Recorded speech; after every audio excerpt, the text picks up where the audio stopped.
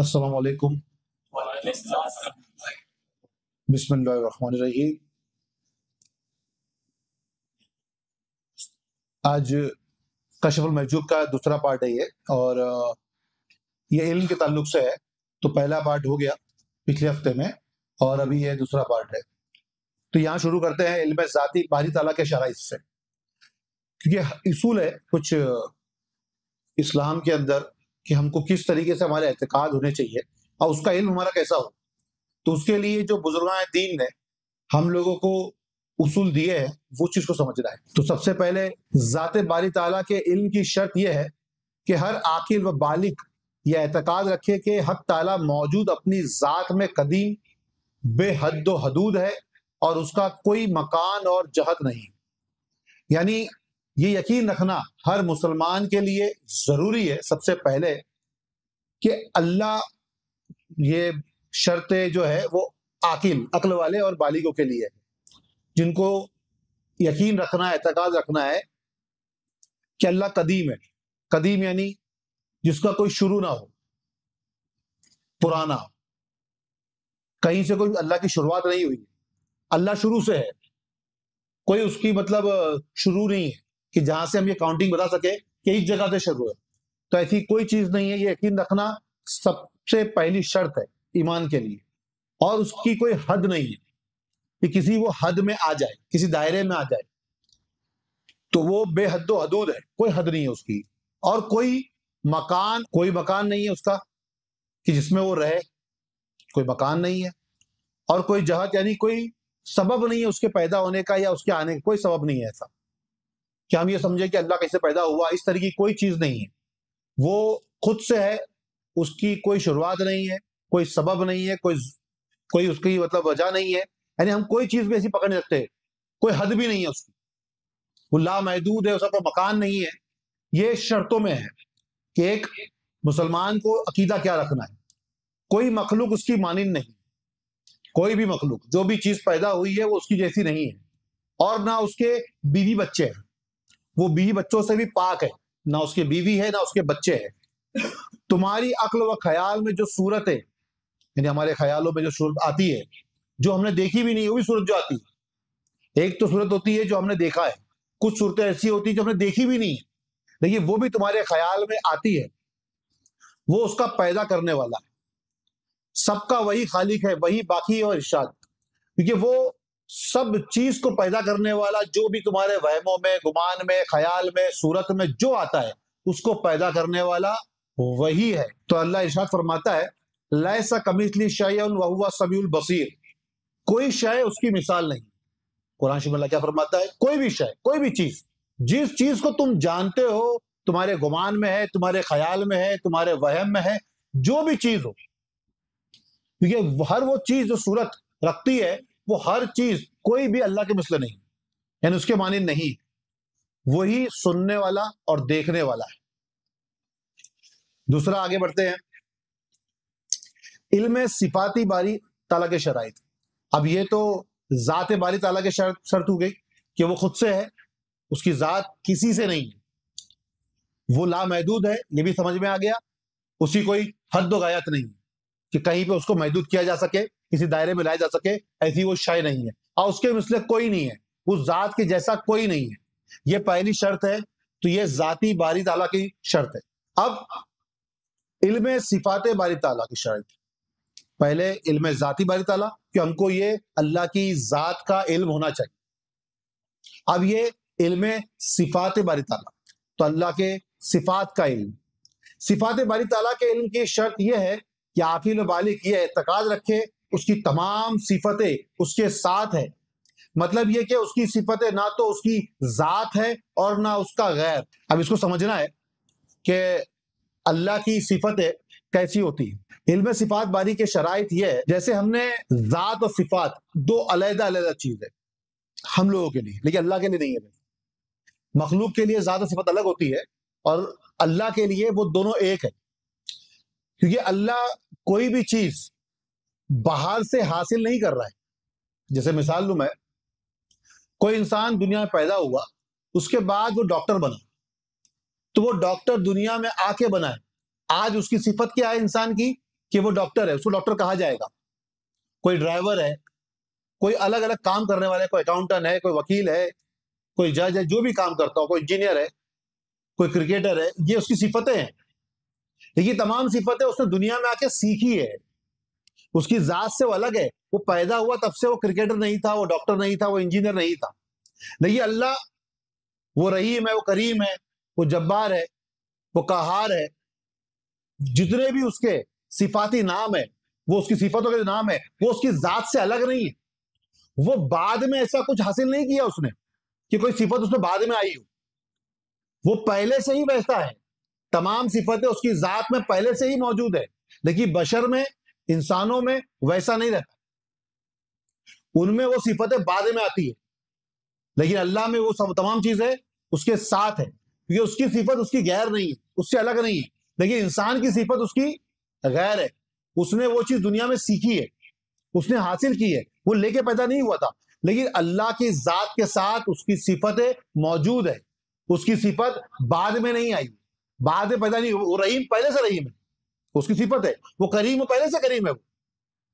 یعنی وہ کرم کرنا، اس کا رحم کرنے کی صفت وہ بعد میں پیدا نہیں ہوئی ہے کہ دنیا کو خلق کیا اس کے بعد وہ بنا. وہ پہلے سے ہی ویسا ہی ہے. اس لیے اللہ کی جو صفات باری تعالیٰ کا جو علم ہے وہ یہی ہے کہ ہم کو اس کی صفت کو، اس کی ذات کو الگ نہیں سمجھنا ہے. وہ اس کا غیر نہیں ہے، وہ صفت اس کے ذات کے ساتھ ہی موجود ہے. سمجھے؟ اللہ موصوف اور صفت دونوں ایک ہے. انسان کی جو بشر ہوتے ہیں ان کی صفتیں موصوف کی محتاج ہوتی ہے. یہ اس کے اندر وہ فعل جب وہ سیکھے گا تب وہ کہلائے گا. تو صفت اس کی غیر ہوتی ہے، وہ بعد میں اس کو اڈاپٹ کرتا ہے. وہ ڈاکٹر بنتا ہے، انجینئر بنتا ہے، جو بھی کرتا ہے وہ تمام چیزیں، وہ صفتیں وہ اختیار کرتا ہے. لیکن اللہ میں ایسی کوئی چیز نہیں ہے. اللہ میں وہ پہلے سے ہی موجود ہے، اس کی صفات کے ساتھ ہی ہے. وہ الگ نہیں ہوتی اس کے ساتھ میں. تو 99 جو نام ہے اللہ کے اسماء الحسنی ہے وہ اس کی صفت کے نام ہے. تو وہ ذات سے الگ نہیں یا بعد میں اس کے پیدا کیے ہوئے ایسے نہیں ہیں، وہ پہلے سے ہی موجود ہے. تو قرآن شریف اللہ فرماتا ہے ان علیم بذات الصدور، بے شک وہی سینوں کے بھیدوں کو جاننے والا ہے. یہ جاننا بھی وہ اس کی صفت میں ہے، لیکن وہ جان سکتا ہے، اس کو سیکھنے کی ضرورت نہیں، وہ پہلے سے ہی ویسا ہے. واللہ علی کل شیء قدیر، اور اللہ ہر شے پر قادر ہے. یعنی قدرت رکھتا ہے تو وہ قادر ہے. اس کے لیے اس کو کچھ الگ سے کچھ کرنے کی ضرورت نہیں ہے. وَهُوَ السَّمِيعُ الْبَصِيرُ، دیکھنا اور سننا یہ بھی اس کی صفت ہے. وہی سننے دیکھنے والا ہے. تو یہ سننا دیکھنا بھی اس کی صفت ہے. لیکن وہ پیدا ہونے کے بعد جیسے انسانوں کو ملتی ویسا نہیں ہے. وہ پہلے سے ہی اس صفت کے ساتھ ہے. وہ پہلے سے ہی سن سکتا ہے، دیکھ سکتا ہے. فعال لما یرید، جو چاہتا ہے کرتا ہے. جو چاہتا ہے وہ اس کی مرضی ہے. وہ جو چاہے وہ کرے، اور جو وہ چاہ لے گا وہ ہو جائے. هو الحی لا الہ الا ہو، وہی زندہ، وہی باقی ہے، اس کے سوا کوئی معبود نہیں. یہ اعتقاد ہے سارے قرآن شریف سے بتائے کہ تمہارا اللہ کی صفات، اس کی ذات کے ساتھ کیسا عقیدہ ہونا چاہیے. تو وہ حیات ہے، وہ ہمیشہ زندہ رہنے والا ہے، اس کے سوا کوئی معبود نہیں. قولہ الحق ولہ الملک، اس کا کلام سچا ہے اور اسی کا ملک ہے. یعنی وہ جو کہتا ہے وہ سچ ہے. کہ کہنا جو صفت ہے انسان میں بھی ہوتی ہے نا، تو اللہ جو کہتا ہے وہ سچ ہے. اور یہ جو ملک ہے، جو کائنات آپ کو نظر آ رہی ہے پوری، یہ سب بھی کس کا ہے؟ یہ اسی کا ہے. تو پہلے ہم نے کیا دیکھا کہ علم ذاتی باری تعالیٰ کے شرائط. تو اللہ کی ذات کے جو شرائط ہے علم اس کا، وہ تو آپ نے سیکھ لیا. علم ذاتی باری تعالیٰ کہ ہمارے پاس اللہ کا کیا علم ہونا چاہیے کہ وہ ذات میں قدیم ہے، شروع سے ہے، اس کا کوئی شروع نہیں ہے اور نہ کوئی حد میں آتا ہے. وہ یہ ہم نے سمجھ لیا. اور اس کی صفات کے بارے میں سمجھ لیا کہ اس کی صفات اس سے الگ نہیں. انسانوں میں وہ صفتیں بعد پیدا ہوتی ہے، لیکن اللہ کے ساتھ میں صفتوں کا معاملہ ایسا نہیں ہے. وہ پہلے سے بصیر ہے، وہ پہلے سے ہی سمیع ہے، پہلے سے ہی رحیم ہے، پہلے سے ہی کریم ہے. اس کی یہ صفتیں اس کی ذات کے ساتھ ہے، الگ نہیں ہو سکتی، اس کی غیر نہیں. دوسرا افعال باری تعالیٰ کا علم. اب ایک تو ہو گیا ذات کا علم، ہو گیا کہ اللہ کی ذات کا علم. پھر اس کی صفت کا علم، جو اسماء الحسنی ہے اس کی صفتیں ہیں. صفت کو آپ جانتے ہوں گے، صفت کس کو کہتے ہیں؟ ہر وہ چیز جو آپ سے ظاہر ہوتی ہے، جو آپ فعل کرتے ہو، آپ اگر نارمل انسانوں کا سمجھے تو کوئی ڈاکٹر ہے تو ڈاکٹری کرنا اس کی صفت ہے، کوئی وکیل ہے تو وکالت کرنا اس کی صفت ہے، کوئی ڈرائیور ہے تو گاڑی چلانا اس کی صفت ہے، یعنی کرتا پن جو وہ کرتا ہے۔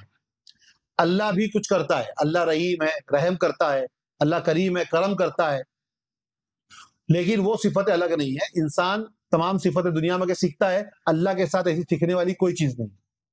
وہ ہر چیز کا علم رکھتا ہے، ہر چیز کا قادر ہے، وہ کوئی چیز سے الگ نہیں، ہر چیز کو جاننے والا وہ ہے، تو پھر اس سے وہ صفتیں الگ نہیں ہیں۔ لیکن انسان کی صفت بعد پیدا ہوتی ہے، اللہ میں صفت پہلے سے موجود ہے، تو ذات پہلے سے موجود ہے، شروع سے، اس کا کوئی شروع نہیں، اسی کو حد نہیں۔ یہ ذات کا علم، اس کی نہ کوئی اولاد ہے، یہ ذات کا علم، اور پھر اس کی صفات کا علم کہ اس کی صفت اس سے ہے، وہ کہیں اور سے سیکھی ہوئی اڈاپٹ کی ہوئی نہیں، سے انسان سیکھتا اڈاپٹ کرتا ویسا نہیں ہے۔ افعال یعنی فعل، اس کے افعال باری تعالیٰ کا علم افعال باری تعالیٰ کے اسبات میں یہ ہے کہ بندہ اعتقاد رکھے، یقین رکھے کہ تمام مخلوق اور جو کچھ اس کائنات میں ہے سب کا پیدا کرنے والا اور ان کی تدبیر فرمانے والا وہی ہے۔ یعنی اب فعلوں کا علم، جو دنیا کائنات بنی ہے، جو مخلوق کو پیدا کیا گیا ہے، جو چیز تم کو نظر آ رہی ہے، یہ ایک فعل ہوا ہے، ایک پروسیس ہوا ہے، تبھی تو چیز پیدا ہو رہی ہے نا، بغیر فعل کے تو نہیں ہو رہی۔ کوئی حرکت ہو رہی ہے، کوئی اولاد پیدا ہو رہی ہے، کوئی شادی ہو رہی ہے، جو بھی چیزیں ہو رہی ہے، جو تقدیر پیدا ہوئی ہے، جو تدبیر دنیا بھر میں چل رہی ہے، یہ سب کو پیدا کرنے والا وہی ہے۔ بظاہر دکھتا تم سے ہے کہ اولاد تمہارے پیدا ہوئی، لیکن وہ اصل میں کس نے پیدا کی ہے؟ حقیقت میں تو دنیا میں لوگوں کو لانے والا اللہ ہے نا۔ ظاہر طور پر انسان دکھتے ہیں، لیکن حقیقت میں تو جو پیدا کرنے والا ہے اللہ کی ذات ہے۔ تو یہ فعل ہے اس کے، جو فعل نہیں، افعال بہت سارے ہیں، بارشوں کا گرنا، دن کا ہونا، رات کا ہونا، ایسے ہی پانی کا بہنا، جو بھی چیزیں آتی ہیں، یہ تمام جو فعل ہو رہے ہیں وہ سب کو پیدا کرنے والا اللہ خود ہے، کوئی اور نہیں۔ تو یہ اس کے فعل ہے۔ واللہ خلقکم وما تعملون، اللہ نے تمہیں پیدا کیا اور ان سب کو جسے تم عمل جامہ پہناتے ہو، یعنی جتنی بھی چیزیں، ہر چیز یعنی تم عمل میں لاتے ہو نا جو چیزیں، ان سب کو پیدا کرنے والا کون ہے؟ ان کو بھی اللہ ہی پیدا کرنے والا۔ تمہیں بھی اسی نے پیدا کیا اور تم سے ہونے والے فعل کو بھی اسی نے پیدا کیا۔ تم سے ہونے والے فعل کے کسی اور نے، تم نے نہیں کیے، اس کو بھی پیدا کرنے والا وہی ہے۔ یہ افعال باری تعالیٰ کا علم ہے۔ یہ جہاں ناپید و معدوم تھا، یعنی یہ جہان کیا تھا؟ تو یہ کیا بولتے ہیں اس کو، نان لیونگ تھنگس، یعنی جس میں جان نہ ہو، یہ ویسا جہان تھا، معدوم تھا، اس کی تخلیق سے وجود میں آیا، یعنی اللہ نے اس کو تخلیق کیا ہے تو وہ اس کو حیات ملی ہے، وہ زندہ ہوا ہے۔ یہ کرتا پن ہے، یہ فعل میں آ رہا ہے کہ کچھ پروسیس کیا گیا ہے، مخلوق کو پیدا کرنے کے لیے کوئی پروسیس کیا گیا ہے، جیسے مٹی لائی گئی، فرشتوں کو حکم دیا گیا، روح اس میں ڈالی گئی، یہ تمام فعل ہے، یہ افعال ہے اللہ کے، اور اس کو سب کو اللہ نے ہی پیدا کیا۔ اسی نے ہر خیر و شر، اچھا برا، نیک و بد کی تقدیر فرمائی ہے، یعنی جو اچھا نظر آتا ہے وہ بھی، جو برا نظر آتا ہے وہ بھی، جو نیک نظر آتا ہے وہ بھی، جو بد نظر آتا ہے وہ بھی، سب کچھ اسی نے پیدا کیا۔ خیر اور شر وقت کے اعتبار سے ہے، اچھا اور برا، نیک اور بد انسان کی صفتوں کے اعتبار سے ہے، اچھی صفت بری صفت، تو خیر اچھا وقت، شر برا وقت، نیک اور بد، یہ تمام چیزیں اللہ نے ہی پیدا کی ہے، اور وہی ہر نفع و نقصان کا پیدا کرنے والا ہے۔ جو نقصان تم کو ہو اس کو بھی اسی نے پیدا کیا ہے، جو فائدہ ہو اس کو بھی اسی نے پیدا کیا ہے، کسی اور نے پیدا نہیں کیا ہے۔ جیسے اللہ نے فرمایا اللہ خالق کل شیء، اللہ ہر شے کا خالق، ہر چیز، شے یعنی ہر جتنی بھی چیزیں نظر آتی ہے، ان کا خالق کون ہے؟ اللہ ہے۔ یہ اعتقاد ہے۔ زیادہ تر لوگ جب اعتقاد نہیں سمجھ پاتے ہیں، اس کو اعتقاد کا علم نہیں ہوتا ہے۔ پہلے لاسٹ ویک جو بیان ہوا ہے وہ علم کی فرضیت پہ بیان ہوا، اب یہاں جو بیان ہوا وہ اللہ کے بارے میں کیسا علم ہونا چاہیے، ہم کو کیسا علم ہونا چاہیے، ہم کو اعتقاد کیسے رکھنے چاہیے۔ تو اللہ پہ اعتقاد کا علم ہے کہ ہمارا اعتبار، ہمارے عقید اللہ پہ کیسا ہو، یہ اس کا علم ہے، کیونکہ بغیر علم کے آپ صحیح طریقے سے اللہ تک نہیں پہنچ سکتے ہیں، کیونکہ اس کی اصل معرفت تک نہیں پہنچ سکتے ہیں۔ تو آپ کے پاس اس علم کا ہونا بہت ضروری ہے۔ اب اس کے بعد میں آئے گی بات احکام شریعت کا اثبات۔ تو یہ ابھی سمجھ میں آ گیا کہ اللہ کے لیے ذاتی اعتبار سے یقین کیسے رکھنا ہے، صفاتی اعتبار سے یقین کیسے کرنا ہے، اور افعالی اعتبار سے، اس کے فعلوں کے اعتبار سے بھی آپ کا یقین کیسا ہونا چاہیے، وہ آپ کے سمجھ میں آ گیا۔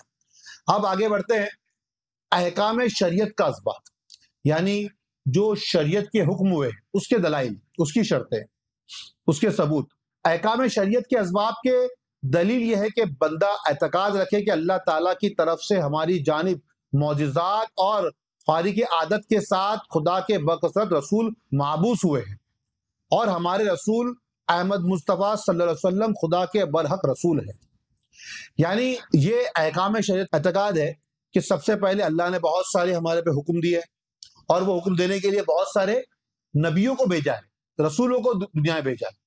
کس کے ساتھ میں؟ خارق عادت یعنی کراماتوں کے ساتھ، معجزات کے ساتھ۔ خارق عادت یعنی جو ہماری عادت میں نہ ہو، اس کے خلاف تمام کام ہم کو سجد کر کے دکھائے، تاکہ یقین ہو کہ یہ اللہ کے نبی ہے۔ تو ویسے بہت سارے بکثرت 1,24,000 کم و بیش انبیاء کرام اللہ نے بھیجے دنیا میں لوگوں کی ہدایت کے لیے، ان کو صحیح راستہ بتانے کے لیے، اور ان سب میں جتنے بھی رسول آئے ہیں ان سب میں ہمارے نبی محمد صلی اللہ علیہ وسلم عظیم ہے، سب سے اعلیٰ ہے۔ آپ کے معجزات بہت ہیں، اور آپ نے جو بھی غیب و ظاہر کی باتیں بیان فرمائی سب حق ہے۔ ہمارا یقین ہمارے پیارے آقا پہ کیا ہونا چاہیے کہ وہ اللہ کے پیارے محبوب رسول ہے، سب سے اعلیٰ ہے، عظیم ہے، تمام انبیاء کے سردار ہے، اور جتنی بھی چیزیں، جو بھی غیب کی باتیں انہوں نے بتائی، ظاہری باتیں بتائی، وہ سب انہوں نے حق باتیں بتائی، کوئی ناحق نہیں ہے اس کا۔ یہ ہمارے رسول پہ بھی یقین ہونا چاہیے۔ احکام شریعت کی شروعات یہیں سے ہوگی، حکم قرآن سے ہوگا، لیکن قرآن نازل کس پہ ہوا ہے؟ نبی پہ ہوا ہے۔ تو پہلا یقین کس پہ آئے گا؟ اللہ کے بعد میں سب سے پہلا یقین جو آئے گا وہ نبی پہ آئے گا۔ نبی یقین ہوگا تو پھر قرآن شریف پہ یقین آئے گا، کیونکہ وہ قرآن نبی پہ نازل ہو رہا ہے، کہیں اور نازل نہیں ہو رہا ہے۔ تو ہمارا اعتقاد کہ بکثرت رسول دنیا میں آئے شریعت کے لیے، احکام شریعت کے لیے، اور دنیا میں وہ شریعت کے قانون کو لانے کے لیے۔ شریعت کا قانون یعنی اللہ کا قانون، اللہ نے جو حکم دیا ہے کیسے دنیا میں جینا ہے، کیسے آپ کی لائف جینی چاہیے، آپ کو حق کے راستے پہ چلنا چاہیے، اس کے تمام جو راستے ہیں وہ بتانے کے لیے بہت سارے انبیاء کرام آئے، اور ان تمام انبیاء میں ہمارے نبی سب سے اعلیٰ عظیم ہے۔ اور وہ جو بھی ہم کو غیب کی باتیں بتاتے ہیں، ظاہر بتاتے ہیں، وہ تمام باتیں حق ہے۔ اب شریعت اسلامیہ کا پہلا رکن کلام مجید ہے۔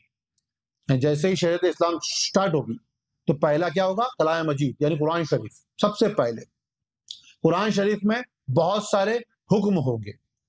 تو شریعت، اس کے بارے میں حق تعالیٰ فرماتا ہے فی آیات محکمات ہن ام الکتاب، اس میں محکم آیتیں ہیں جو کتاب کی اصل ہے۔ کتاب کی اصل محکم آیتیں یعنی، اور دوسرا رکن رسول اللہ صلی اللہ علیہ وسلم کی سنت ہے۔ اس بارے میں حق تعالیٰ فرماتا ہے ما آتاکم رسول فخذوہ وما نہاکم عنہ فانتہوا، یہ رسول جو تمہیں دے اسے لے لو، اور جسے روکے باز رہو۔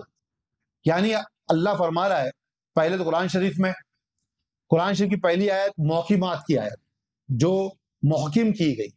محکم کیا ہے؟ وہ بھی اصل چیز ہے، یعنی شریعت کے الفاظ کا دوسرا الفاظ اگر استعمال کیا جائے گا تو وہ محکم ہو جائے گی، کہ جہاں پہ حکم ہوتا ہے لاگو ہو گئی تمام چیزیں، جو حکم ہوا وہ حکم جو ہے قرآن شریف اللہ کرے، پھر رسول اللہ کریں گے ما آتاکم رسولہ فخذوہ وما نہاکم عنہ فانتہوا، یہ رسول جو تمہیں دے اسے لے لو، اور جس سے روکے باز رہو۔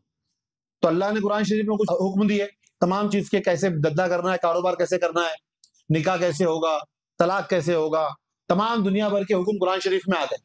اس کے بعد سرکار دو عالم صلی اللہ علیہ وسلم نے بہت سارے حکم دیے، جیسے گدھے کا گوشت حرام ہے، مردار کھانا حرام ہے، قرآن شریف میں لکھا ہے، لیکن بتایا گیا کہ بھائی مچھلیاں کھا سکتے ہو، جبکہ وہ بھی ایک نیچرل ڈیتھ سے مرتی ہے، دم گھٹ کے مرنا نیچرل ڈیتھ ہوتی ہے، ذبح نہیں کیا گیا، لیکن آپ کھا سکتے ہو۔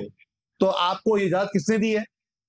جبکہ مردار کھانے کے لیے قرآن شریف میں اللہ نے منع کیا ہے، لیکن مچھلی بھی جب پانی سے باہر آتی ہے تو وہ دم گھٹ کے مرتی ہے، نیچرل ڈیتھ ہوتی ہے اس کی۔ نیچرل ڈیتھ کے باوجود بھی ہم اس کو کھا سکتے ہیں، کیونکہ اس کا حکم کس نے دیا ہے؟ ہمارے نبی نے دیا ہے، اجازت دی، ہم کھا سکتے ہیں۔ صحیح ہے؟ گدھوں کو حرام قرار دے دیا گیا، گدھے کے گوشت کو، تو حرام ہے وہ، جبکہ ذبح کر کے کھائی جانے والی چیزیں ہیں. 4 چوپائے حلال کیے گئے نا, قرآن شریف میں لکھا ہوا ہے کہ ہم نے چوپائے حلال کر دی 4 پیروں کے پر جانور, لیکن اس میں گدھا حرام کس نے کیا ہے؟ سرکار صلی اللہ علیہ وسلم نے کیا ہے. تو جس چیز سے وہ روکے رک جاؤ, اور جس چیز کا حکم دے وہ کرو, یہ شریعت ہے. تو شریعت 2 جگہ سے لاگو ہوتی ہے, قرآن شریف سے اور ایک سرکار دو عالم صلی اللہ علیہ وسلم سے. تو دونوں جگہ سے ہم کو شریعت ملتی ہے اور اس پہ ہم کو چلنا بہت ضروری ہے. اور تیسرا رکن اجماع امت ہے. اس بارے میں حضور اکرم صلی اللہ علیہ وسلم کا ارشاد ہے, لا تجمعوا امتی علی الضلالتی علیکم بالسواد الاعظم. حضور نبی اکرم صلی اللہ علیہ وسلم فرماتے ہیں میری امت گمراہی پر کبھی جمع نہ ہوگی, تم بڑی جماعت کے ساتھ رہو, یعنی میجورٹی میں زیادہ جو جماعت ہے اس کے ساتھ رہو. اب یہاں یہ سوال پیدا ہو سکتا ہے کہ کربلا میں مولا حسین 72 کے ساتھ میں تھے اور سامنے جو جماعت تھی وہ بہت زیادہ تھی, تو یہاں ایمان والوں کی بات ہو رہی ہے. یہاں کس کی بات ہو رہی ہے؟ یہاں بات سرکار نے کی ہے اگر زیادہ لوگوں میں رہنے کی تو زیادہ ایمان والوں کے ساتھ میں رہنا ہے. یعنی یہاں پہ یہ حکم نہیں ہو رہا ہے کہ کراؤڈ دیکھ کے ہونا ہے. کراؤڈ تو منافق کا بھی ہو سکتا ہے, یزیدیوں کا بھی ہو سکتا ہے. تو یہاں پر یزیدیوں کا ایمان والا نہیں مانتے. جو ایمان والے ہیں زیادہ تعداد میں ان کے ساتھ میں رہنا, وہ تم کبھی گمراہ نہیں ہونے دیں گے. اسی طرح حقیقت کے احکام بھی بکثرت ہے. اگر ان سب کو کوئی ایک جا کر کے لکھنا چاہے تو ناممکن ہے, کیونکہ بہت سارے احکام ہیں اسلام کے, سب کو ایک جگہ لکھنا ممکن نہیں ہے. اس لیے جتنا بتا دیا اسی پہ اتفاق کرنا ہے, کیونکہ اللہ تعالیٰ کے لطائف و اسرار کی کوئی انتہا نہیں ہے. اللہ کے رازوں کی, لطائف کی کوئی بھی انتہا نہیں ہے. اس لیے اتنے پہ ہی, مطلب یہ اعتقاد کی جو بات آئی اللہ اس کے رسول پہ, یہ اتنے پہ ہی اتفاق کر کے آگے بڑھتے ہیں. اب ذکر جو ہوگا وہ امت کے لیے کہ کیا کیا امت میں لوگ بھی پھر الگ اعتقاد رکھتے ہیں. یہ تجھے بتایا گیا اعتقاد سمجھ میں آ گیا کہ ذات باری تعالیٰ کا عقیدہ, صفات باری تعالیٰ پہ عقیدہ اور افعال باری تعالیٰ کا عقیدہ, یہ 3, اور احکام شریعت کا حکم قرآن شریف سے اور سرکار صلی اللہ علیہ وسلم سے ملے گا ہم کو. یہ ہمارا یقین ہونا چاہیے. دین اسلام میں رہنے کے لیے اگر آپ اس سے پھر جاتے ہو, آپ اس سے ہٹ جاتے ہو, تو آپ نے اسلام کا بیس چھوڑ دیا, اس کی جو اصل جڑ تھی اس کو چھوڑ دی. جڑ کو چھوڑ دیا یعنی آپ کیا ہو جاؤ گے؟ آپ ایمان سے ہی خالی ہو جاؤ گے. تو ایمان پہ رہنے کے لیے آپ کا ان باتوں پہ عقیدہ رہنا ایک دم ضروری ہے. آگے ملحد اور بے دینوں کی مذمت, یعنی ایک ایگزامپل دیا ہے انہوں نے, کیونکہ بہت سارے لوگ کبھی کبھی دین میں الگ الگ اپنے اعتبار سے کچھ نہ کچھ راستہ نکال لیتے ہیں. تو ہم ایسے نہ ہو جائے اس لیے انہوں نے ایک چیپٹر لکھا ہے ملحد اور بے دینی کے لیے. ملحد مطلب وہی بے دینی لوگ ہی ہوتے ہیں. اب ان کے بارے میں بتایا ہے, یاد رہنا چاہیے کہ ملحد اور بے دینی کا ایک گروہ سوفسٹا ہے, یعنی یہ ایک ایسا گروہ ہے کہ جس پہ اللہ کی لعنت ہو. یہ اپنے ہی منطق سے بہت ساری چیزیں اسلام میں گھڑ لیتے ہیں اور دین سے باہر ہو جاتے ہیں. یعنی وہ علم کو صحیح طریقے سے بیسک سے سمجھنے کی کوشش نہیں کرتے ہیں, اور وہ سمجھے بنا جو اس کے قوانین ہیں دین کے, اس کو چھوڑ کر اپنے اعتبار سے بہت ساری چیزیں گھڑ لیتے ہیں. تو ایسے لوگ جو ہے وہ اپنے مرضی کے مالک بن کے رہتے ہیں, اس لیے یہ بے دین لوگ. ان کا مذہب یہ ہے کہ کسی قسم کا علم درست نہیں ہے اور علم بجائے خود کوئی شے نہیں ہے. ایسے لوگ ہوں گے, بھلے ہی تمہارے ہمارے تعلق میں نہ ہو, لیکن جب انہوں نے ذکر کیا ہے تو 1000 سال پہلے بھی ایسے لوگ ہوں گے کہ جو یہ کہتے ہیں کہ علم, کسی بھی چیز کا علم درست نہیں ہے, مطلب کوئی بھی چیز کا علم, ہر وہ بات تم جانتے ہو وہ ادھوری ہے, وہ درست نہیں ہے. اس کے جواب میں ہم نے ان سے دریافت کرتے ہیں کہ بتاؤ یہ جو تم نے جانا ہے کہ کس چیز کا علم درست نہیں ہے, یہ بات بھی اپنی جگہ صحیح ہے یا نہیں. یعنی سوال پوچھنے کا مقصد تو ایسا ہے کہ اگر کوئی بات تم جانتے ہو وہ صحیح ہے یا نہیں, وہ بھی تو اس کا بھی کوئی علم ہوگا نا. بغیر علم تو آپ وہ بھی جان نہیں سکتے ہو. وہ جاننے کے لیے بھی آپ کے پاس علم ہونا چاہیے کہ یہ صحیح ہے غلط ہے. جیسے اگر کوئی سونا کوئی لے کر چلے جائے کسی جوہری کے پاس اور اس کو دکھائے تو وہ پرکھے گا نا پہلے, پتھر پہ گھس کے ہر جگہ پہ, تو اس کو پرکھنے کا اس کے پاس علم ہوگا. وہ پرکھ کر کہے گا نا کہ یہ صحیح ہے غلط ہے. لیکن اگر اس کا نالج ہی نہیں تو کیسے کہہ سکتا ہے کہ یہ صحیح ہے غلط ہے؟ وہ کہہ نہیں سکتا. تو اگر علم ہی درست نہیں ہے تو اس لیے انہوں نے پوچھا کہ جو تم نے جانا ہے تو یہ بات اپنی جگہ صحیح ہے یا نہیں, یہ کیسے جان لیا نا, اس کے لیے تو کوئی علم ہوگا. اگر یہ جواب دو کہ یہ بات صحیح ہے تو تم نے خود علم کا اقرار کر لیا, یہ اگر تم نے کہا کہ ہاں بھائی کسی چیز کا علم صحیح نہیں ہے، یہ ہم نے جان لیا ہے، تو یہ بھی ایک علم ہے. تو تم نے پھر علم کا خود ہی اقرار کر لیا کہ علم ہوتا ہے. یعنی تم علم کا انکار نہیں کر سکتے کہ کوئی بھی علم درست نہیں ہے، ایسا کہہ نہیں سکتے. اور اگر یہ کہو کہ یہ بھی صحیح نہیں ہے، تو جو چیز بجائے خود صحیح درست نہ ہو اس سے محاسبہ یعنی حساب کتاب کرنا محال ہے. یعنی ایسے بحث کرنا سب محال ہے، ناممکن چیز ہے. ایسے شخص سے بات کرنا بھی دانائی نہیں ہے.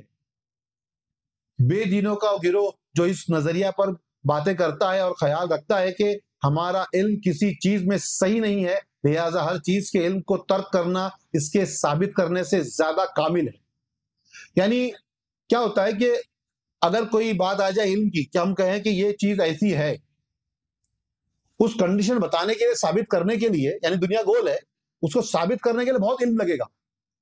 لیکن اگر کہہ دیں کہ ایسا کوئی چیز ہی نہیں ہے، اب علم مطلب کہ علم جیسی کوئی چیز ایسا نالج ہے ہی نہیں کہ دنیا کو پرکھا جائے، جانا جائے، کہ تو ایسی کوئی چیز ہے ہی نہیں، تو یہ بولنا بہت آسان ہو جاتا ہے. لیکن دنیا ہے، گول ہے، ایک پورا مطلب یہ گیلیکسی ہے، اس کو سمجھانا بہت مشکل ہے، بہت ساری چیزیں لگے گی، لیکن اس کا انکار کرنا بہت آسان ہو جاتا ہے.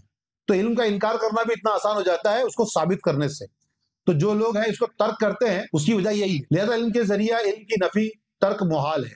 اب علم کے ذریعے سے علم کو چھوڑنا محال ہے، مطلب ناممکن چیز ہے. محال ہے ناممکن، کہ کسی علم کو ہٹانے کے لیے بھی علم کا استعمال کیا جائے، یہ ایک ناممکن چیز ہے. علم تو رہے گا ہی رہے گا، بھلے وہ علم صحیح ہو غلط ہو، لیکن علم تو ہوگا ہی ہوگا. لا محالہ کسی علم کا ترک جہل و نادانی ہے، یعنی جہالت ہے اگر کسی علم کا ہم ترک کرتے ہیں، اور نادانی یہی. اگر یہ صحیح ہے تو اس علم کی نفی سراپا جہل ہے. اور اگر یہ بات صحیح ہے کہ لوگ مطلب ایسے علم رکھتے ہیں کہ یہ کہتے ہیں کہ علم صحیح ہے ہی نہیں کسی کے پاس، تو یہ بھی ایک جہالت ہے.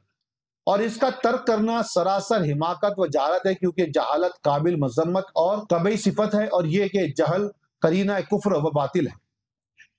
یعنی جہالت ایک کفر، جس سے ہم لوگ قرینے ہوتے ہیں ایمان کے. ایمان کا قرینہ کیا ہوتا ہے؟ جیسے کلمہ پڑھنا، نماز، زکوٰۃ، یہ سب ایمان کے قرینے ہیں، اللہ کو ماننا، رسول کو ماننا.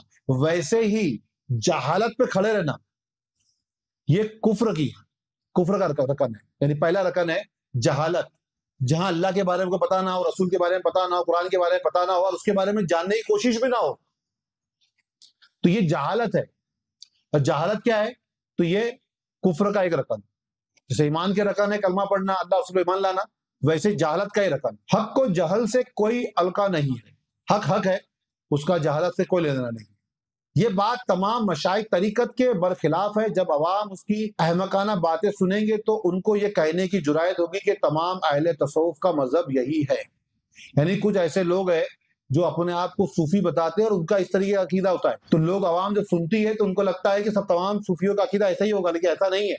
وہ جاہل لوگ ہیں جو اپنے آپ کو صوفی بھی کہتے ہیں، علماء بھی کہتے ہیں، لیکن ان کا عقیدہ ہی غلط ہوتا ہے. اور یہی کہ ان کا عقیدہ ہے. اسی طرح عوام کا اعتقاد و منزلت اور پراگندہ ہو جائے گا. اگر ایسے عقیدے پہ لوگ چلیں گے تو عوام کا عقیدہ بھی خراب ہوگا اور وہ پریشان ہوں گے، اور حق و باطل میں تمیز کی صلاحیت جاتی رہے گی.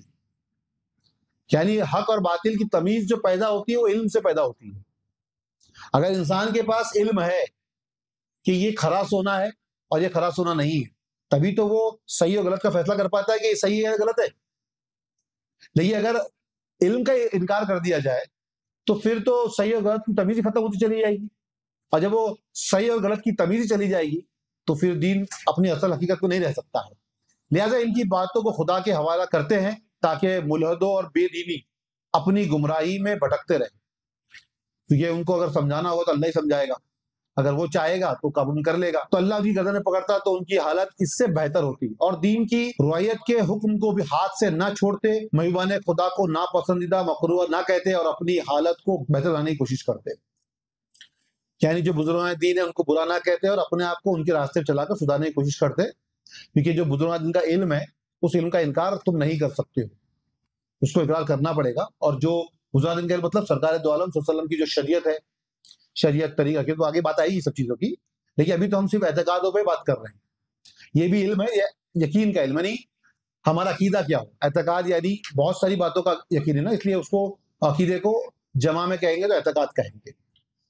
ملحدوں کا، بے دینوں کا یہ گروہ جو ضد اور اسرار میں مبتلا ہے، اگر دین کے حسن جمال کے ذریعہ اپنی آفتوں سے دستگاری پاتا اور عزت و منزلت کے سائے میں اپنی زندگی گزارتا اور اہل حق کے ساتھ مقابلہ و مجادلہ سے پیش نہ آتا اور ان کی عزت و کرامت کو پائمال نہ کرتا تو ان کے لیے یہ کتنا اچھا ہوتا. یعنی جو بھی انہوں نے کیا، اور ملحد لوگ جو بے دینی لوگ ہیں کیونکہ الٹا سیدھا کہتے ہیں، لیکن اگر وہ صحیح دین سیکھتے تو وہ کافی بہتر ہوتا ان کے لیے، لیکن انہوں نے ویسا نہیں کیا.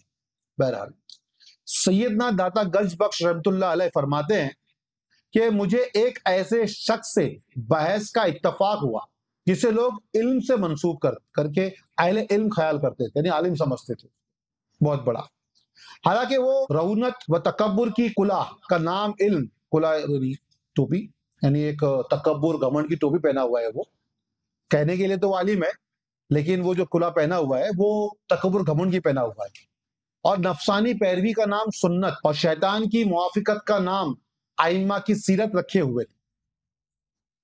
اس سے سمجھ میں آیا کہ کوئی اگر آپ کو عالم دکھتا ہے لیکن ضروری نہیں کہ وہ عالم، قرآن حدیث کا علم رکھنے والے کو عالم نہیں کہتے.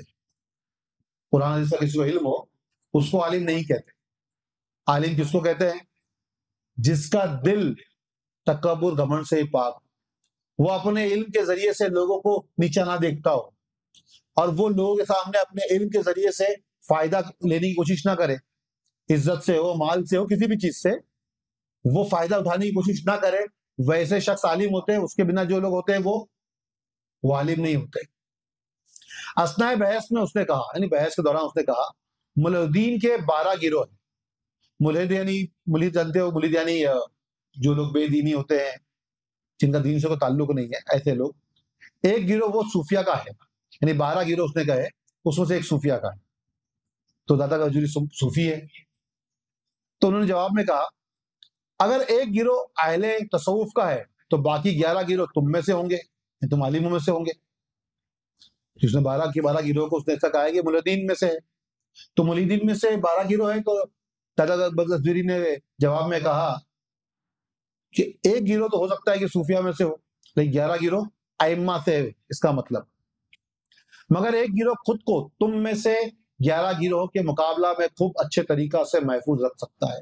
12 کو محفوظ کرنا، 11 کو محفوظ کرنا ایزی نہیں ہے، لیکن ایک کو محفوظ کرنا آسان ہے. تو صوفیہ اپنے آپ کو محفوظ کر لیں گے. یہ تمام آفت و فساد موجودہ زمانہ کی خرابی کا نتیجہ اور پیداوار ہے. بلا شک و شبہ اللہ تعالیٰ نے ہمیشہ اپنے اولیاء اور دوستوں کی ایک جماعت کو مخلوق سے چھپا کر رکھا ہے اور خلق کو ان کی خاطر ان سے جدا رکھا ہے. شیخ المشائخ حضرت علی ابن بندار سیرینی رحمۃ اللہ علیہ نے کیا فرمایا ہے؟ فساد القلوبی علی حسبی فساد الزمانی وعلی، دلوں کا فساد زمانہ اور اہل زمانہ کے فساد کے اعتبار پر ہے. یعنی دل میں جو فساد پیدا ہو رہے اس کے لیے اس کا کیا حل ہے کہ زمانہ پہ جو بھروسہ کر دیا ہے، ان پہ اعتبار کیا ہے، اس کے اعتبار سے ہے دلوں کا فساد. اب ہم مشائخ کی طریقت یعنی آگے بڑھ جاتے ہیں. اب مشائخ کی طریقت کے فیصلہ کن اقوال پیش کرتے ہیں تاکہ تمہیں معلوم ہو جائے کہ صوفیہ کرام پر اللہ کی کیسی صادق اور سچی عنایتیں رہی ہے اور ان کے منکرین کیسے خائب و خاسر ہوئے ہیں. وباللہ التوفیق، اللہ جیسی توفیق دے.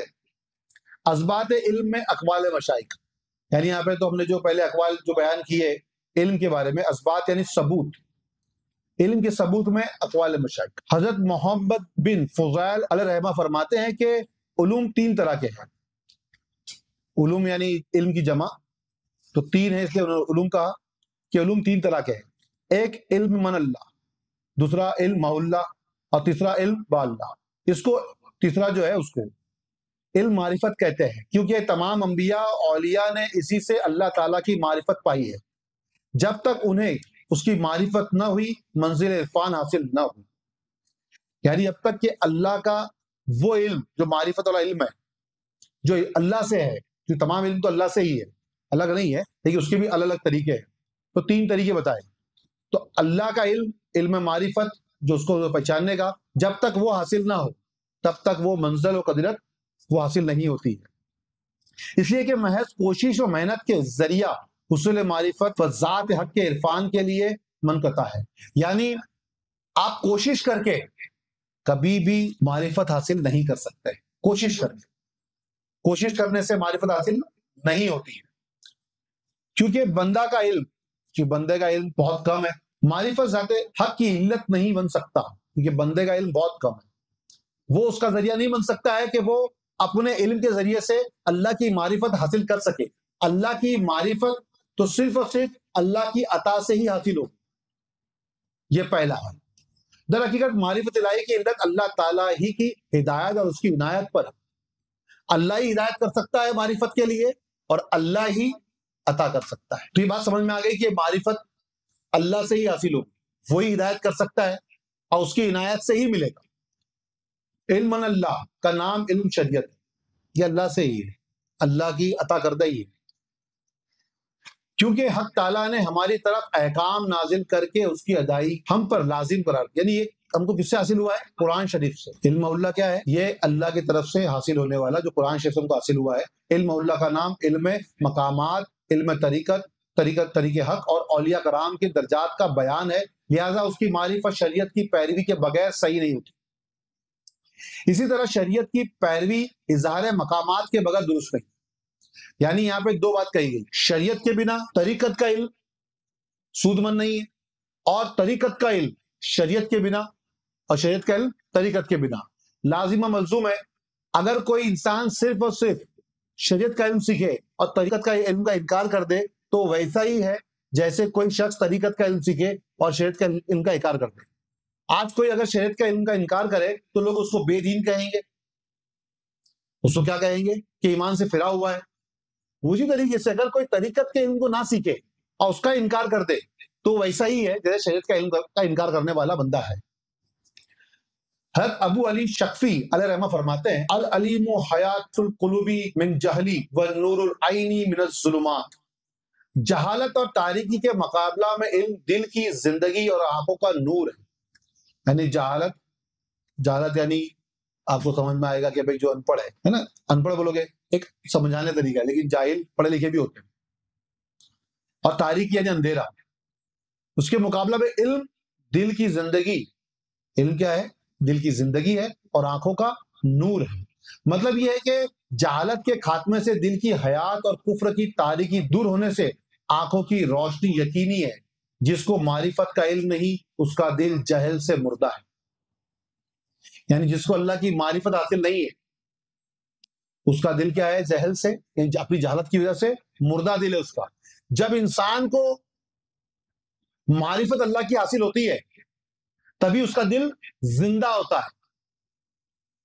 علم کے ذریعے سے وہ دل زندہ ہوتا ہے، اور پھر اسی علم کے ذریعے سے اس کی آنکھوں میں بھی نور پیدا ہوتا ہے، اور وہ جو نور حاصل ہوتا ہے اسی سے وہ اللہ کا دیدار بھی کرتا ہے. اور جس کو شریعت کا علم نہیں اس کا دل نادانی کا مریض. اب اللہ کی معرفت سے جس کا دل جہل ہے وہ تو کیا ہے؟ مردہ ہے سیدھا. لیکن جس کو شریعت کا علم نہیں اس کا دل نادانی میں ہے، مطلب مریض ہو، مردہ نہیں، وہ پھر سیکھ کر زندہ ہو سکتا ہے. لیکن جس کو اللہ کی معرفت نہیں ہے وہ تو مردہ ہے، وہ تو پھر زندہ ہی نہیں ہو سکتا نا، جو مر گیا وہ. بس کافروں کے دل مردہ ہے کیونکہ وہ خدا کی معرفت سے بے بہرہ ہے. تو جس کو اللہ کی معرفت نہیں ہے وہ کیا ہے؟ وہ کافر ہے. کیونکہ کافر الفاظ جو ہے لفظ کفر سے بنا ہے، اور کفر کے معنی کیا ہے؟ چھپانے والا. حق کو جو چھپائے وہ کافر. سمجھے؟ تو حق کو جو چھپا رہا ہے، اس کا انکار کر رہا ہے، وہ کافر ہے. اہل غفلت کا دل بیمار ہے. جو غافل ہے، جنہوں نے اس کی طرف دھیان نہیں دیا ہے کہ اللہ کی معرفت حاصل کرنا بھی کوئی چیز ہے. شریعت کا علم تو حاصل کر لیا لیکن اس سے آگے نہ بڑھے، اللہ کی معرفت حاصل کرنے کی کوشش نہ کی تو وہ غفلت میں ہے. لیکن وہ بیمار ہے، ان کی درستگی ہے، وہ ٹھیک ہو سکتے ہیں. بیمار کا مطلب ہے اس کا علاج کیا جا سکتا ہے، مردے کا علاج نہیں کیا جا سکتا. تو جو اہل غفلت میں ہے اگر ایک علم سیکھ لیا اور اللہ کی معرفت سے دور ہے تو اس کو سکھایا جا سکتا ہے، زندہ کیا جا سکتا ہے، اس کا علاج کیا جا سکتا ہے، کیونکہ وہ اللہ کے فرمان سے بہت دور ہے. حضرت ابو دراغ رحمۃ اللہ علیہ فرماتے ہیں، جس نے صرف علم کلام پر اکتفا کیا اور زہد نہ کیا وہ زندیق ہے، اور جس نے علم فقہ پر قناعت کی اور تقوی اختیار نہ کیا تو وہ فاسق ہے. یعنی جس نے علم کلام، یعنی آپ نے جو جتنا پڑھا ہے نا یہ کلام جو ہے وہ خبر ہے، آپ نالج لے رہے ہو، لیکن اس پہ کیا کر رہے ہو؟ اس پہ زہد نہیں کر رہے، عبادت نہیں کر رہے، عمل میں نہیں لا رہے اس کو، تو وہ زندگی ہے، بے دین ہے وہ۔ اور اگر علم فقہ پر قناعت کی، یعنی علم فقہ اینڈ ہو گیا، علم فقہ حاصل کر لیا اور بولے وہ اینڈ ہے بس، اور تقوی اختیار نہ کیا، اتنا ہی سیکھا، اس پہ قناعت حاصل کر لی، اینڈ کر لیا، اور پھر تقوی اختیار نہ کیا، تو وہ فاسق ہے، یعنی اس نے حرام کام کیا ہے، کیونکہ زنا خور کو بھی فاسق کہتے ہیں، تو یہ حرام کام کر رہا ہے، یہ اس نے چھوڑ دیا۔ ان کا مفہوم یہ ہے کہ جس نے صرف توحید کی عبادتوں کا ہی علم اختیار کیا اور زہد نہ کیا، وہ زندیق بن جاتا ہے۔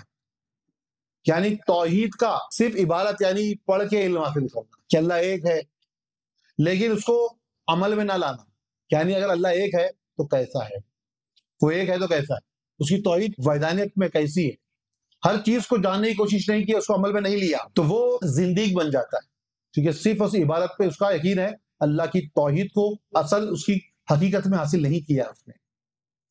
اور جس نے بغیر پرہیزگاری کے علم فقہ اور شریعت کو پسند کیا، وہ فاسق و فاجر بن جاتا ہے۔ یعنی شریعت کا، یعنی فقہ کا علم جو حاصل کیا ہے، وہ فقہ کا علم حاصل کرنا کیا ہے، اس کے بعد میں پرہیزگاری بہت ضروری ہے۔ بغیر پرہیزگاری کے اگر وہ علم حاصل کرتا ہے، کہ پرہیزگاری کئی قسم کی ہے، گناہوں سے پرہیز تو کرنی ہے، لیکن ساتھ ہی ساتھ نیت، خیال، کیونکہ نیت بھی پاک رکھنی ہے، خیال بھی پاک رکھنا ہے، خیال کیونکہ یہ سیکھنے کے بعد میں لوگوں میں کہیں عزت لینے نہ چلا جائے، تکبر میں نہ پڑ جائے، وہ تمام چیزیں ہی بہت ضروری ہے۔ تو اس کو پرہیزگاری یعنی لوگوں سے دور رہنا، اپنی نیت کو پاک رکھنا، اور تمام وہ چیز جس سے تم میں تکبر، گھمنڈ، انا پیدا ہو، تم میں یہ پیدا ہو جائے کہ میں نے بہت علم سیکھ لیا ہے، یہ تمام چیزوں سے ایسی بہت ساری باتیں ہوئی، لیکن ساری باتوں کا یہاں پر بیان کرنا ناممکن چیز ہے۔ مطلب یہ ہے کہ بغیر درستگی معاملہ اور مجاہدہ مجرد توحید جبر ہے، ایسا محوی قول میں جبری اور فعل میں قدری کہلائے گا۔ یعنی یہ بات کا مطلب یہ سمجھانے کے لیے ہے کہ یہ دو جبری اور قدری، یہ دو فرقوں کے نام لیے۔ اب ایسے لوگ آج ہے کہ نہیں پتہ نہیں، یعنی قدری جو ہے وہ قضا اور قدر کو نہ ماننے والے، جبری یعنی اب اس میں زبردستی اس چیزوں کو مانتے ہیں جو لوگ، ان کی بات ہو رہی ہے۔ فرقے کے نام لیے دو الگ الگ فرقہ کر دیا اس کو۔ پہلے ایسے لوگ ہوں گے، یا ہو سکتا ہے کہ آج بھی ایسے لوگ ہوں، لیکن ہم لوگ کے کانٹیکٹ میں نہیں، پتہ نہیں ہے۔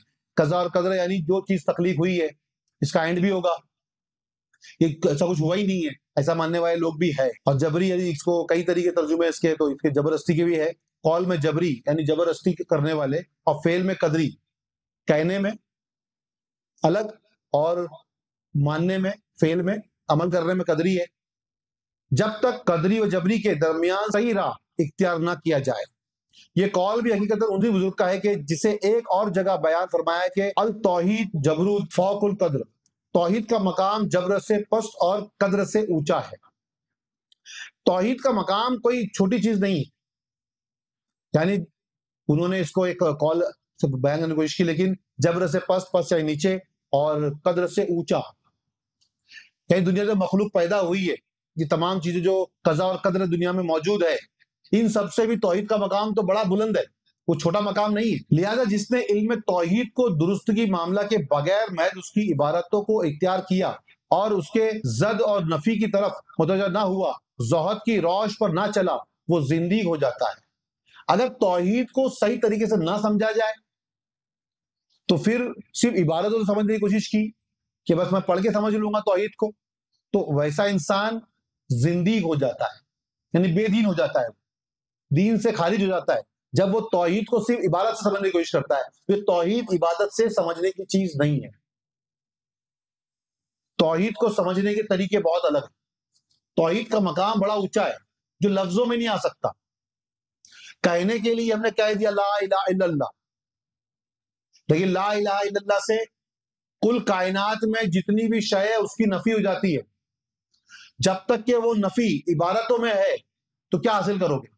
لیکن جب پوری کائنات میں ہر شے کی تم نے نفی کر دی، صرف اور صرف اللہ کو باقی رکھا، تب تو توحید مکمل ہوئی۔ لیکن جہاں تم نے صرف اور صرف عبادت کے ذریعے سے سمجھا کہ پوری کائنات کے اندر اللہ کے سوا کوئی نہیں، کوئی معبود نہیں، پوری کل کی نفی کی، لیکن صحیح طریقے سے اس کی حقیقت کو نہیں سمجھا ہے، تم نے اپنے اندر سے نہیں مٹایا ہے تو تب تک تم نے اسے کیا حاصل کیا؟ تو بغیر عمل کے صرف عبادت کے ذریعے سے توحید کو سیکھنا بھی کیا ہوگا؟ وہ بھی بے دینی ہو جائے گا، یعنی دین سے کوئی لینا نہیں رہے گا اس کا۔ علم فقہ یعنی شریعت کے احتیاط کا نام تقویٰ ہے، یعنی علم شریعت کیا ہے؟ وہ ایک احاطے کا نام ہے، ایک احتیاط کا نام ہے، یعنی کوئی دائرہ بنایا گیا، اس پہ دھیان رکھا گیا، اس کا نام تقویٰ ہے۔ جو اسے بغیر ورع و تقویٰ کے پسند کرتا ہے اور رخصت و تعویل اور تعلق و شعبات کے در پہ ہو کر مجتہد عظیم کے مذہب سے نکل جاتا ہے، مجتہد یعنی جو مجتہد ہو گئے بہت بڑا جمع، جو ہم نے پہلے حدیث پڑھی ہوئی تھی سرکار کی کہ زیادہ لوگ رہے وہاں پہ رہنا ہے، وہ جلد ہی بآسانی فسق کے گڑھے میں گر پڑتا ہے، یعنی فسق کے یعنی بے دین کے راستے پہ حرام کاموں میں پڑ جاتا ہے، ان باتوں کا ظہور برائے غفلت ہوتا ہے۔ اب یہاں پہ شیخ المشائخ حضرت یحییٰ بن معاذ رازی رحمۃ اللہ علیہ نے کیا خوب فرمایا ہے، 3 قسم کے لوگوں کی صحبت سے بچو۔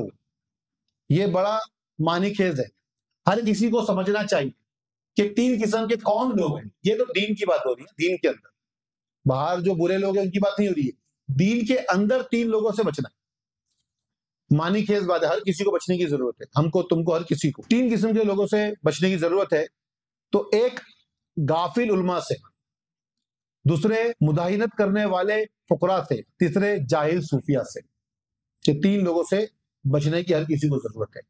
غافل علماء وہ ہے جنہوں نے دنیا کو اپنے دل کا قبلہ بنا رکھا ہے، یعنی ان کا قبلہ اللہ نہیں ہے، وہ جو کام کرتے ہیں وہ دنیا کے لیے کرتے ہیں، دنیا حاصل کرنے کے لیے کرتے ہیں، اور شریعت میں آسانی کے متلاشی رہتے ہیں، یعنی جو شریعت کے حکم ہے اس میں کہیں نہ کہیں آسانی تلاش کرتے رہتے ہیں، بادشاہوں کی پرستش کرتے ہیں، آج تو بادشاہ دور نہیں ہے لیکن جو مالدار ہے، بڑے بڑے لوگ ہوں گے، ان کی پرستش کرتے ہیں، ان کے آگے پیچھے گھومتے ہیں، ظالموں کا دامن پکڑتے ہیں، ان کے دروازوں کا طواف کرتے ہیں، خلق میں عزت و جاہ کو اپنی محراب گردانتے ہیں۔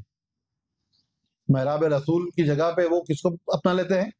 خلق کے اندر عزت کو، کہ خلق واللہ لوگ دنیا کے لوگ ان سے عزت کریں، اس کو مانتے ہیں، اپنے غرور و تکبر اور اپنی خود پسندی پر فریفتہ ہوتے ہیں، یعنی خود کو ہی سب سے بہتر سمجھتے ہیں، خود پسندی میں مبتلا ہوتے ہیں۔ یہ خود پسندی دنیا کا عظیم گناہ ہے، خود کو سب سے بہتر سمجھنا دنیا کا سب سے عظیم گناہ۔ اپنی باتوں میں رکت و سوس پیدا کرتے ہیں اور ائمہ و پیشواؤں کے بارے میں زبان تان دراز کرتے ہیں، یعنی جو ائمہ ہے، جو پیشوا ہے، جو بزرگان دین ہے، ان کے بارے میں زبان دراز کرتے ہیں، کیونکہ ان کو یقین ہوتا ہے کہ ہم کو زیادہ علم ہے، انہیں خلاف بولتے ہیں، بزرگان دین کی تحقیر کرتے ہیں اور ان پر زیادتی کرتے ہیں، یعنی ان کے علم کے پر نکتہ چینی کرتے رہتے ہیں۔ اگر ان کے ترازو کے پلڑے میں دونوں جہان کی نعمتیں رکھ دو تب بھی وہ اپنی مذموم حرکتوں سے باز نہ آئے، چاہے کتنا بھی ان کو دے دیا جائے،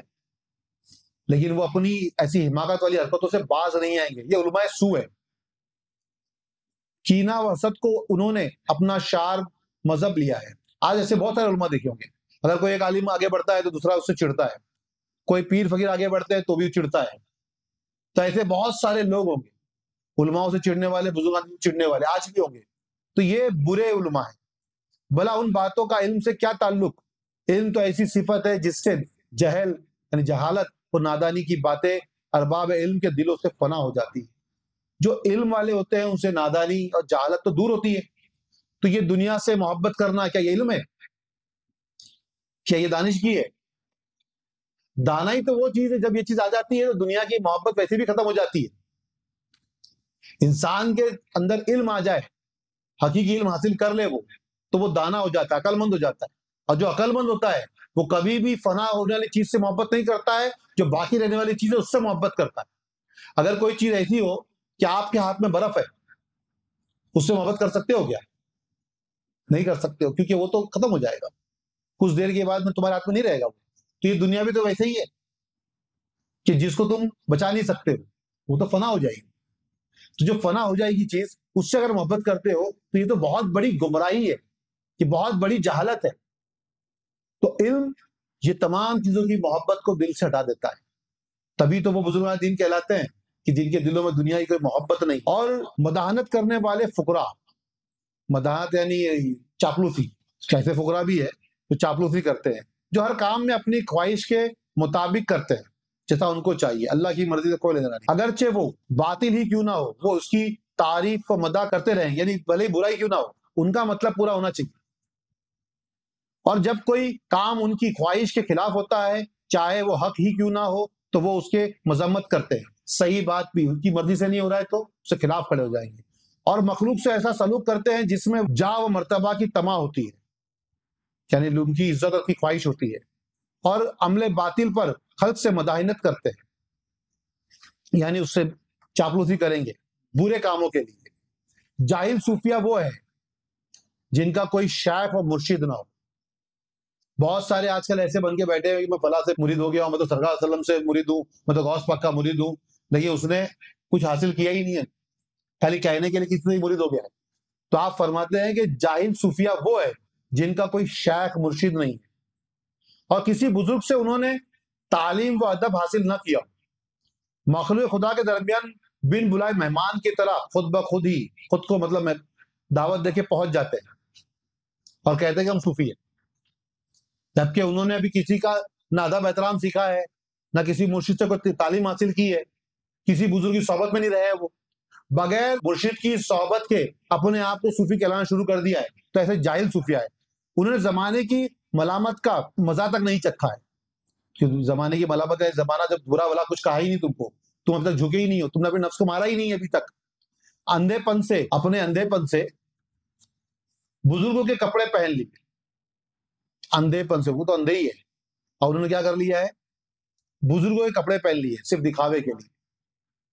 اور بے حرمتی سے خوشی کے راستہ پر ان کی صحبت اختیار کر لی، یعنی اپنی ہی صحبت اختیار ان کی، یعنی اندھے پن سے انہوں نے کپڑے پہن لیے اور صوفیہ بتا دیا، اور پھر لوگوں کے درمیان میں شامل ہو گئے صوفی بن کے اور لوگوں کی صحبت اختیار کر لی.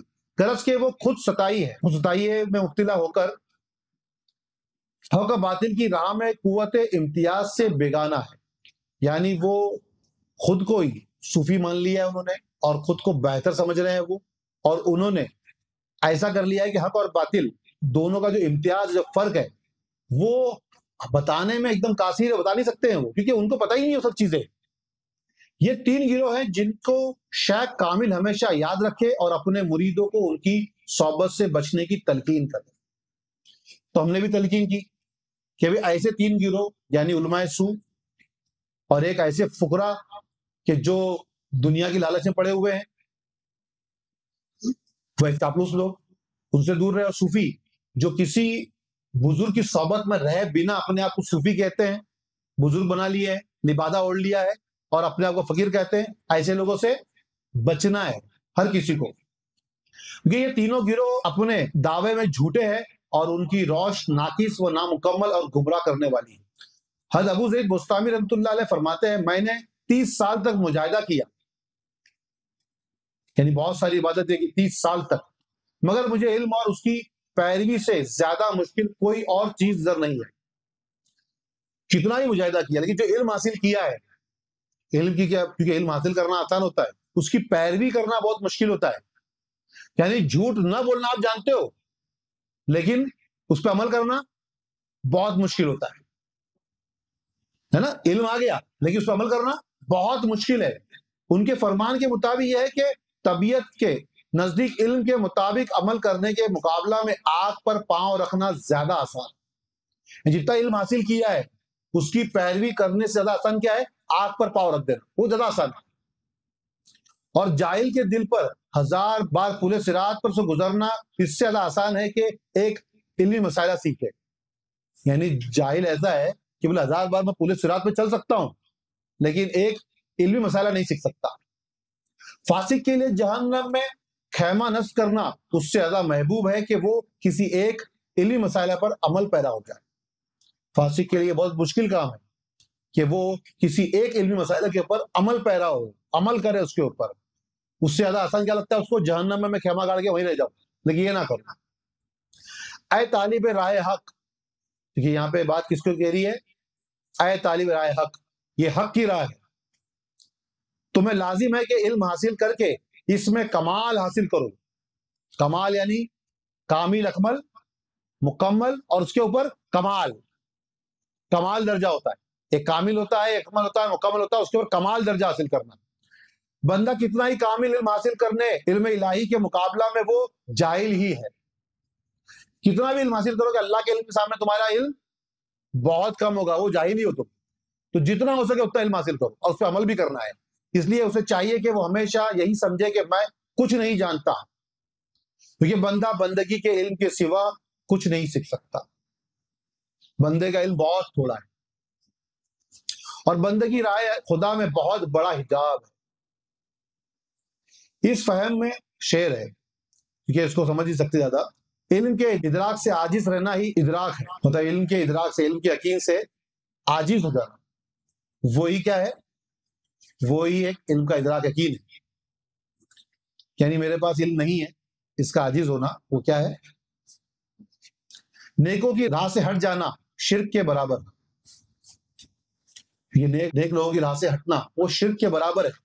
تو نیکوں کی راہ سے کبھی نہ ہٹو. جو شخص تحصیل علم کی کوشش نہیں کرتا اور اپنے جہل پر مسرور رہتا ہے، ہمیشہ مشرک رہتا ہے. تو آپ کو علم سیکھنا ہے. آپ اگر علم کی طرف کوشش نہیں کریں گے سیکھنے کے لیے، تو آپ کدھر رہیں گے؟ آپ مشرکوں کے قریب ہو جائیں گے. اور جو سیکھتا ہے اور اپنے کمال علم میں اسے یہ معنی ظاہر ہو اور اس کی علمیت اسے یہ نصیحت کرے کہ اس کا علم اپنے نتیجہ کار میں بجز عاجزی کے کچھ نہیں ہے، اور علم الہی پر معلومات کا کوئی اثر ہی نہیں پڑتا. یعنی تم جتنا بھی سیکھو اللہ کے علم پہ کوئی اثر نہیں پڑتا ہے. اگر اس میں عاجز کی خوبی پیدا ہو گئی تو در حقیقت علم کی تہ تک اس کی رسائی ہو سکتی ہے. یعنی اگر علم سیکھنے کے باوجود بھی تم ہمیشہ یہ خیال کرو کہ میں کچھ نہیں جانتا ہوں، جو میں نے سیکھا ہے تھوڑا سیکھا ہے، یہ تمہاری عاجزی انکساری ہے، تو ہو سکتا ہے کہ تم بہت زیادہ تہ تک علم سیکھ سکو. لیکن جہاں بھی تم نے یہ یقین کر لیا کہ مجھے بہت علم آ گیا ہے، وہیں تکبر، غمنڈ سب آ جائے گا اور وہیں اینڈ ہو جائے گا. تو اگر تم چاہتے ہو کہ تمہارے علم کا کوئی اینڈ نہ ہو، اللہ کے علم کو انتہا نہیں، تم کتنا بھی سیکھو گے کمی ہوگا. لیکن تم جو سیکھ رہے ہو اس میں بھی کبھی یہ خیال نہ کرو کہ میں نے بہت سیکھ لیا ہے. سیکھنا ضروری ہے، علم حاصل کرنا ضروری ہے، صحیح طریقے سے حاصل کرنا ضروری ہے. اور تمام علم کا جو طریقہ بتایا گیا، آج جتنی باتیں ہوئی ان سب پہ غور و فکر کرنا ضروری ہے. آگے بات ہوگی وہ فقیر درویشی کی ہوگی. نیکسٹ ویک نیا چیپٹر ہوگا. ابھی علم کے بارے میں بات چیت ہو گئی، اب آگے جو تعلق ہوگا وہ فقیر درویشی کے تعلق سے نیکسٹ ویک بیان ہوگا. تو آپ لوگوں کے سمجھ میں آ گیا، کیونکہ آج جو باتیں ہوئی یہ 2 ہفتوں میں وہ علم کے تعلق سے ہوئی، اور علم کے جتنے بھی طریقے تھے وہ تمام بیان کر دیے گئے. ٹھیک ہے، تو اپنی باتوں ختم کرتے ہیں.